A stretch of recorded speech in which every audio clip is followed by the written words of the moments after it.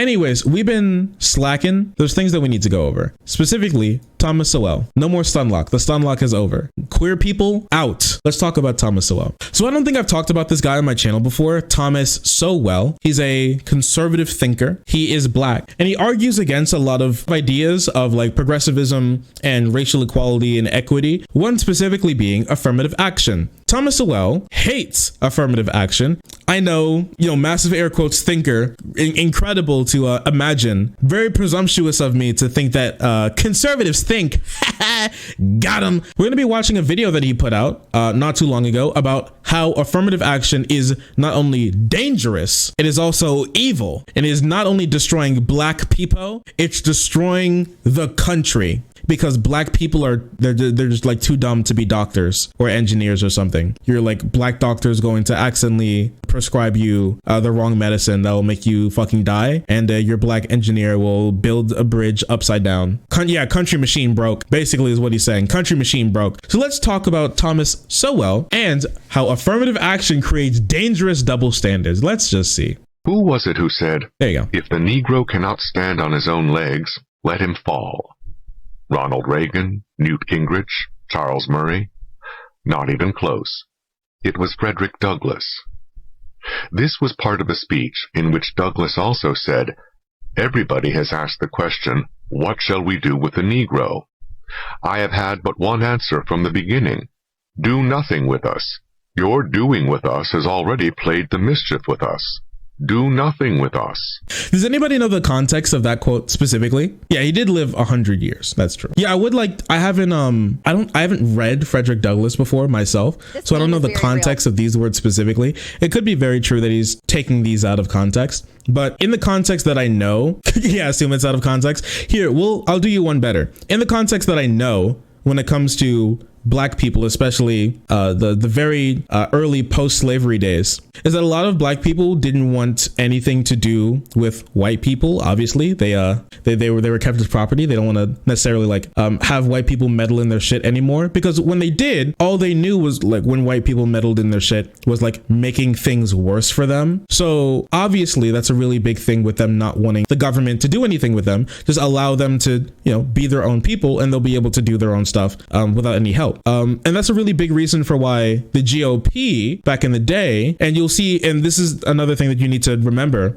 that the GOP back in the day was a really big black party. There are a lot of black people that came from the GOP. The first black Congress people were GOP. But the GOP from 1870 is not the GOP from 2021. Those are two incredibly different parties with two incredibly different ideas about where to take people. The ideas about black people in general are flipped is what I would imagine. They are inverted, as some people may say. Their shit is flipped. It's not good. So with that being said, I can understand how Frederick Douglass felt this way. We don't live in Frederick Douglass's time, and to be completely honest, I don't care that much what like dead people think about what we do today.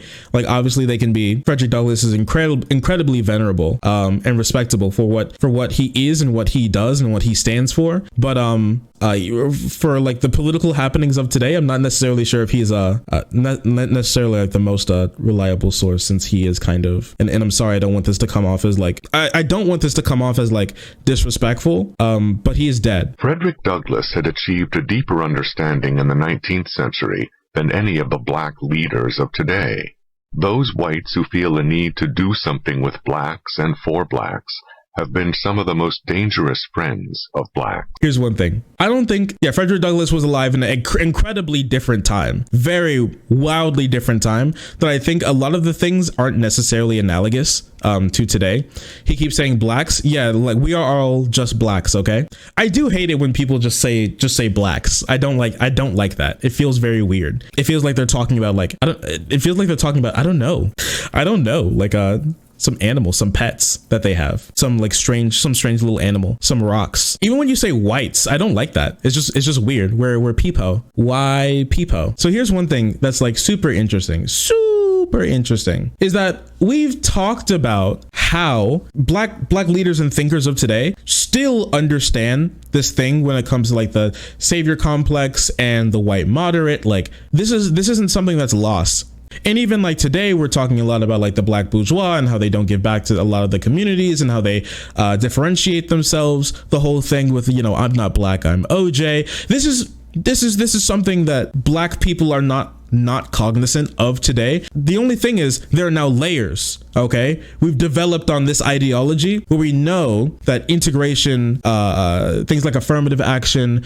and other policies that help black people along need to go hand in hand with these understandings of how sometimes just because you say that you're there for black people or like helping black people doesn't mean that you're a good force in this environment, and doesn't mean that you're actually helping. No one said white people can't help black people, that like policies put down today are like hurting black people necessarily, at least in a different way than they're hurting like other races. Frederick Douglass specifically said with, not for. Thomas equated them as the same thing, which feels misleading. It does feel a little misleading. I mean, if a white person, I think, wanted to give a black family like some food, some stew, some potato salad in the 1870s, I don't think Frederick Douglass would be against that. Pretty sure you can help some black people. But the thing that he was more likely than not talking about is that these people feel like they're like, you know, pets on their hands. What was the quote? Was about slave owners? Really? Well, I mean, they're still slave owners today. They're called the Democratic Party. Anyway, that's something Thomas Sowell would say. Anyways, like back in the day when like he's talking about do stuff with black people, with the black community, a lot of people in like higher ups in power, they were like, what do we do with all of these people? Like it's their job to do something with them. Like it's their responsibility. They need to be like corralled. They need to be like put in a certain place. They need to be dealt with like cattle that just left that just like burst through the fence, and now you have to go like wrangle them back, right? You have to do something with them. You have to manage, you have to control them, right? And that's more likely than not what he was speaking of, and not put through policies that are kinder to black people who've been on the back foot in the country since the creation of it. Academia is the home of many such friends, which is why there are not only double standards of admissions to colleges, but also in some places double standards in grading. The late David Reisman called it affirmative grading. So are you talking about like grading on a curve? There are some places that try it out, like taking race and grading people on that specifically. I'm not sure what the research has said on that, but very, very few places in the country do anything like that, like at all. I know some places that have tried to grade kids in different ways that some black students are more receptive to. And I know a lot of conservatives have said, yeah, they're trying to grade them as something stupid. I mean, there are places that have like gotten rid of homework, or at the very least, instead of get rid of homework, they keep homework, but homework now isn't graded, and you're graded on the things that you do in class. And that's the only thing that you get graded on, the work that you do in class. And your homework is just practice for what you're going to do tomorrow and what you did the day before, which I think is super interesting. But some people want to call that like affirmative grading, which isn't true. Professor at one of California's state universities, where black students are allowed to graduate on the basis of easier standards, put it bluntly. Wait, what universities are these? Universities. At one of California's state universities, where black students are allowed to graduate on the basis of easier standards. It's very interesting how he doesn't talk about which university. Which university is that? Do you guys know? Do you guys know anything that he's talking about? Here, let's see. Yeah, you know, it's the one, that one. Yeah, I went through a bunch of this motherfucker's videos, and this one popped up in my recommended. The man was one of the most anti-education people, and he's actually like really anti-education too, which is like really funny. Yo, the California University. Dumbass.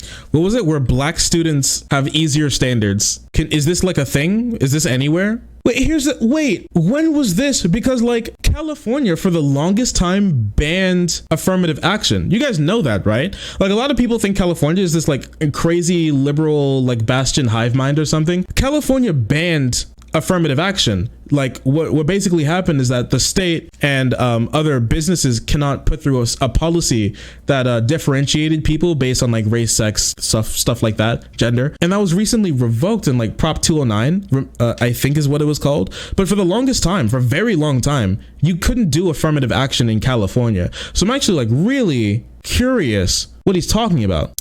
Is this it? Dropping affirmative action had a huge impact on college universities. California's 24-year ban on affirmative action has had staggering impact in unprecedented students seeking admissions into state public universities. On Tuesday, voters will once again consider whether race and gender can be determining factors in college admissions, public policy, hiring, and contracting, whether to reverse the course of the demographics. What the fuck? Since voters in 1996 stopped California State University system from recruiting students based on race, offering good student scholarships to relieve financial burdens. Wait, this sounds kind of racist. Wait a second. So is this what was happening? Like colleges were offering black scholarships and like scholarships for women and Native Americans. And they were like, fuck that shit. Get the shit out of here. No. Okay, wait. So black people were getting anything, literally anything, and they were like, we can't have that, and that's why they banned affirmative action. That's incredible. We love Thomas Sowell, don't we? And once again, this says nothing about, it was just to relieve financial burdens because Native Americans and black people have less money to work with. So the likelihood of them, because even when it comes to getting into college, right? You have to stay in college to finish college. And if you don't have the money to do it, more likely than not, you're going to drop out. That's another big reason when it comes to a lot of minorities not finishing college is because they don't have the money to continue going to college. They literally just don't. They don't have the cash to continue, so they have to drop out. They have to stop. And that leads to a higher dropout rate amongst lots of minorities. So it was a good thing that they were doing this, and obviously they took it away. Yeah, we love Big T Sowell. We love it. It's so great. It's almost the same as JLP not being able to give an example of Trump being good. Yeah, it's like not a single. So what has Trump done good? I can't think of anything off the top of my head, but he is like gigapog. And once again, this says nothing about black students being able to graduate easier. But okay. If anybody can find this, please let me know. Let me know what he's talking about. If there is a place where black students get an F on their test and the teacher goes, and then they take their red pen and then write another line and then connect like the middle bit and they're like, see, it's an A, not an F. If you can find me a place where this actually happens, I'd love to see it. But as far as I know, it only lives in the heads of conservatives. Easier standards, put it bluntly. We are just lying to these black students when we give them degrees.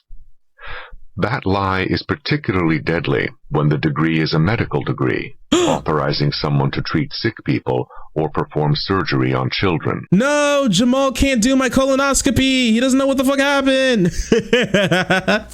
Buddy, chill. This is actually pretty bad. We'll get into how bad it actually is, but it gets even worse the more that we think about it. But let's go on. Let's see what Thomas Sowell has to say about this. For years, Dr. Patrick Chavis was held up as a shining example of the success of affirmative action, for he was admitted to medical school as a result of minority preferences and went back to the black community to practice medicine. In fact, he was publicly praised by the Lawyers Committee for Civil Rights, just 2 weeks before his license was suspended after his patients died under conditions that brought the matter to the attention of the Medical Board of California. An administrative law judge referred to Chavis's inability to perform some of the most basic duties required of a physician. A year later, after a fuller investigation, his license was revoked. Those who had for years been using Chavis as a shining example of the success of affirmative action suddenly changed tactics and claimed that an isolated example of failure proved nothing. Here's something really interesting. What he keeps bouncing back and forth from, which is black people graduate easier and black people get into different colleges. Now, you can be admitted into whatever college you want. All of us can be admitted into like Yale or Harvard tomorrow. Okay, that can happen. Do you think that we'll all graduate from Yale or Harvard? Do you think that's the case? Obviously us, because we're political streamers and viewers, and so we have a bigger brain than your average Twitch denizen. But for other people, I mean, think of like people in XQC's chat, okay? Just Lord have mercy. We probably wouldn't think that they were all going to graduate Harvard or Yale. It's not going to happen. So you can be, just because you get into a college doesn't mean you'll pass. At the end of the day, he passed the same tests. He graduated with the same credentials as literally everybody else in that California school. He did. And he's a shit doctor. He's garbage. But I'm sorry, some doctors are just ass. That happens. I don't know what to tell you. So if that's the case, And once again, he didn't say anything about this guy graduating easier. If he didn't graduate easier, he passed the same test. So I don't know what this has to do with like college admissions. He could have gone to another school and trained to be a doctor and gotten his degree there without affirmative action being a thing. And the same thing would have exactly happened. Like, this doesn't change anything. It has less to do with, this has nothing to do with him not being able to be smart enough to be a doctor, because they didn't change his grading. What they did, he's just ass. He's just a bad doctor. Yeah, he goes through the same exact school. Like, I can't pass and become a doctor. I can't do that. At least he did. He's shit at it, but at least he did. Yeah, but he was talking about California. This is Brooklyn. This is goddamn Brooklyn. And it's in the New York Post. Interesting. Brooklyn College unveils anti-racist agenda for professors. What professors call affirmative action great. Brooklyn College. Is this in California or is this in New York? Is there a Brooklyn, California? Nope. Yeah, this is definitely New York. Okay. All right. Let California and New York, basically the same state. If you think about it, it's definitely not on two opposite sides of the country. August 26, 1998, the Medical Board of California revoked the license of Linwood Obstetrician on Tuesday, calling him grossly negligent in his care for 7 patients, including one who bled to death after he abandoned her bedside. What the fuck? Yeah, okay, so he just seems like a bad doctor and not someone who got in because of affirmative action. That's interesting. Wait, okay.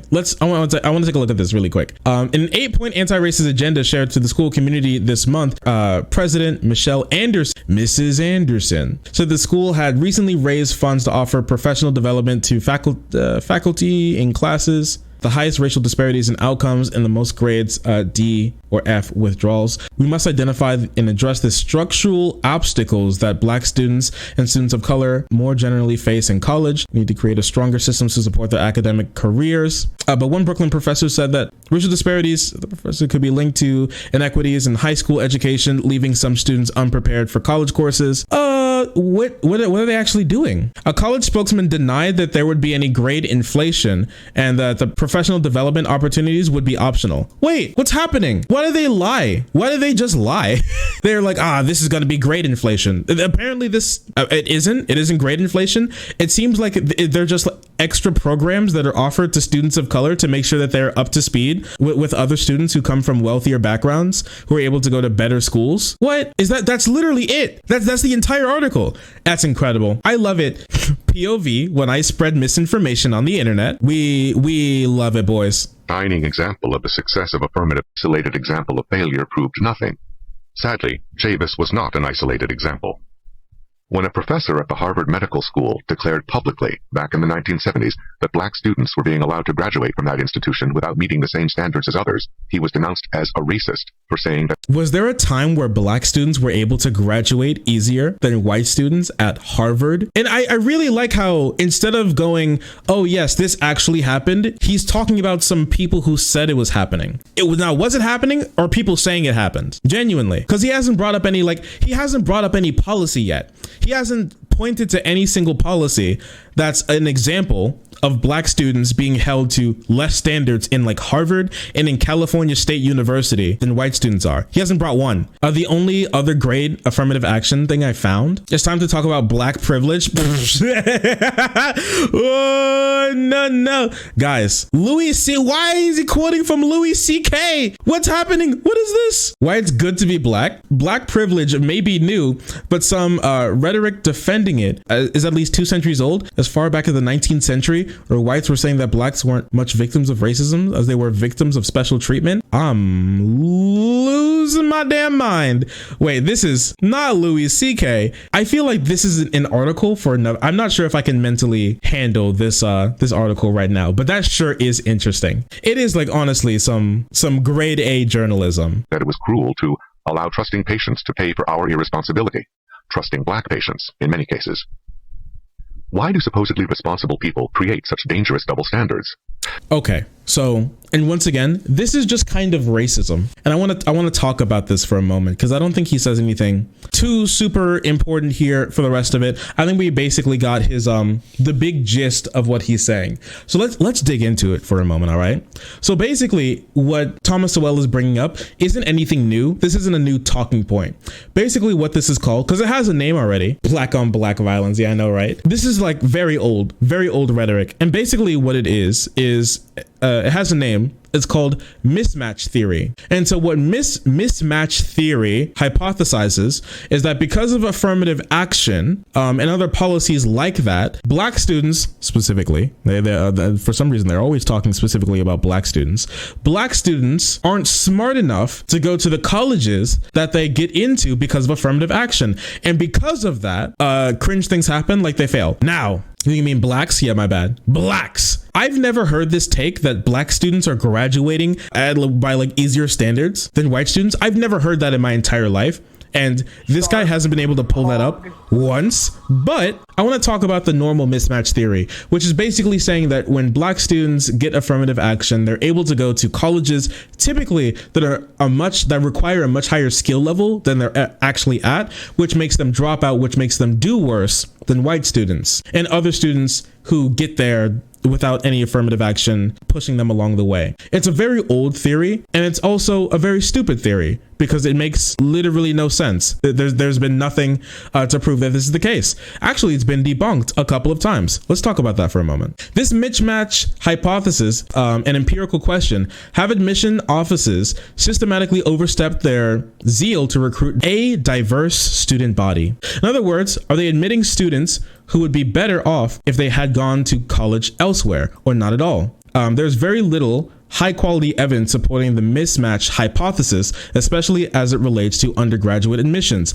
the subject of the current Supreme Court case. So this was written during 2013. If you remember, there was a really big Supreme Court case about affirmative action, and there was another one, I think in 2020 or 2019, that another college brought to the Supreme Court. So this is the original Supreme Court case where they upheld affirmative action as being constitutional because no one's really losing out. Like when black people get risen up, white people don't get put down, or Asian people, they don't get put down. That doesn't work. That doesn't happen that way. And so this is when this article was written, like back in 2013, right? And this is the height of when people were really talking about this issue. In fact, most of the research on the mismatch question points in the opposite direction.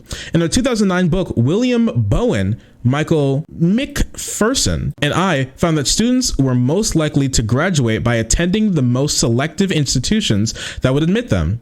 This finding held regardless of students' characteristics, better or worse prepared, black or white, rich or poor. Most troubling was the fact that many well-prepared students undermatch by going to a school that's not demanding enough and are less likely to graduate as a result.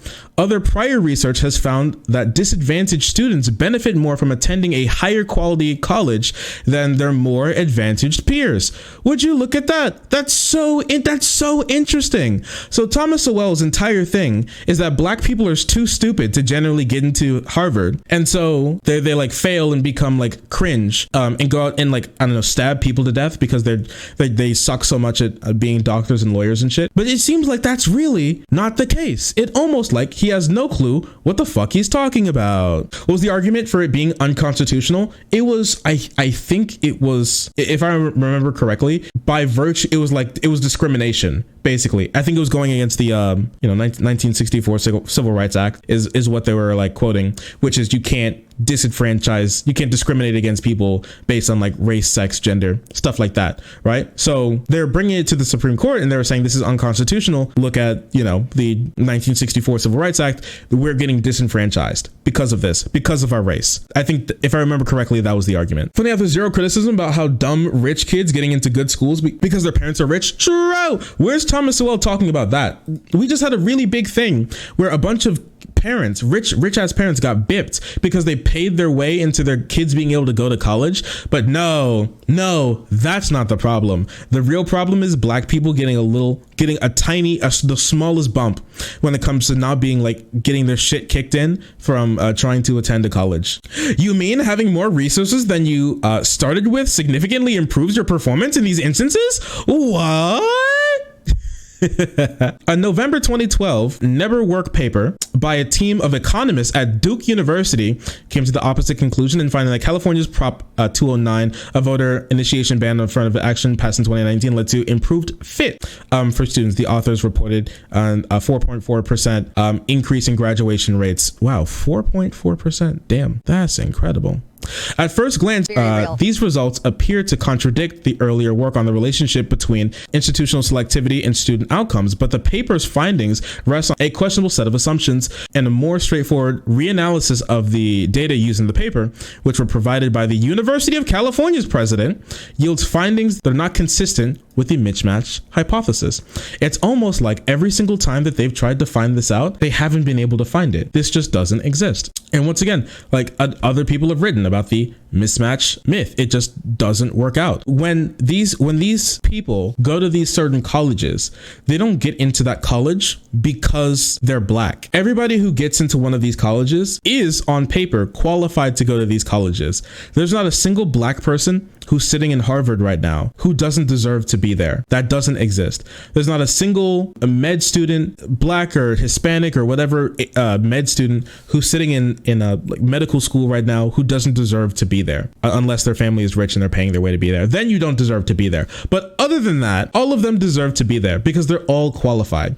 These people aren't not qualified. And that's what makes this so sad from Thomas Sowell, because what he's basically saying is sowing discontent and sowing doubt about your minority doctors. What he's basically saying is that when you see a black doctor, you should think, is this person really a medical professional, or is this person or did this person skate by and they have their white coat because the Democrats think that black people stinky and aren't good enough to graduate, so they just like handed him a degree and now he's working here. That's what he wants you to think, which is incredibly stupid and so sad for all of the black like doctors, lawyers, engineers, all of these people who've worked tirelessly to overcome the odds, be exceptional, and get to a place where very few black people historically have been able to get and who have been disenfranchised from being able to be. There is no diversity hire when it comes to being a doctor or a lawyer. That doesn't happen. If a black doctor or lawyer is a bad doctor or lawyer, it's because they're a bad doctor and lawyer, not because they got there because they're black. And it's really sad to see that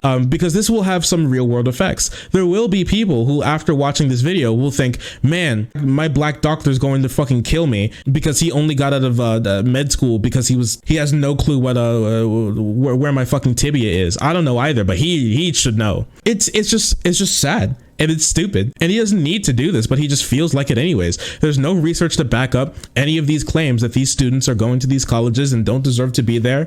And if they do fail, they fail generally because of lack of resources or any other issues that isn't specific to black people. That's just like what happens when it comes to college admissions. Sometimes not everyone passes. It just be that way. It's not because they just don't deserve to be there. Yeah, my black doctor is going to kill me as a revenge for slavery. Now that's true. Now that's factual. Many people are saying this. They're dumping the black people into Yale. They call them dumps, big massive dumps. And it's really unfortunate. It's so sad. I'm literally crying.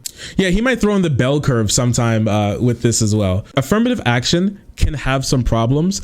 And actually the people who get helped the most by affirmative action, if I remember correctly, are white women. But with like that being said, still nobody's in those jobs are not qualified to be in those jobs. They are qualified. They are real doctors. They are real lawyers. They deserve to be there. And no amount of belly aching from conservatives or Thomas Sowell is going to change that. Lack of preparation for the college environment, for example. You know what? That's what that Brooklyn college was trying to avoid. Like lack of preparation. That's why they had that whole thing there that a lot of minority and like disenfranchised people from those communities could like hop in and get up to speed. But they called that like, they even called that like racist. It's almost like anything used to help these people out who have been disenfranchised is apparently evil. Oh yeah. Study on Harvard finds 43% of white students are legacy athletes. Now, if you want to talk about affirmative action, how